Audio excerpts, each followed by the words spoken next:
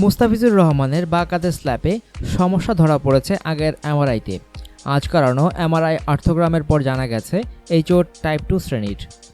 Report দেখে university of গ্রিনউইচের শল্যবিদ Tony কোচার অস্ত্রোপচারের পরামর্শ দিয়েছেন সাসেক্সের হয়ে খেলতে যাওয়া বাংলাদেশি বাঁহাতি পেসারকে।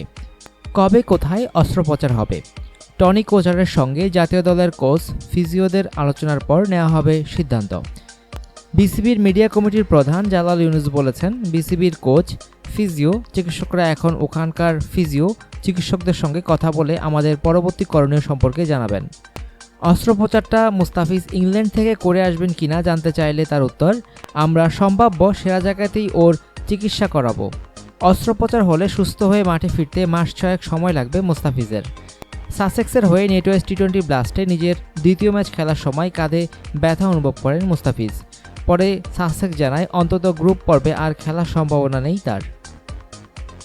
অনুগ্রহপূর্বক সংবাদটি শেয়ার করুন এবং খেলাধুলার সর্বশেষ খবর জানতে স্পোর্টস লাইট সাবস্ক্রাইব করে রাখুন।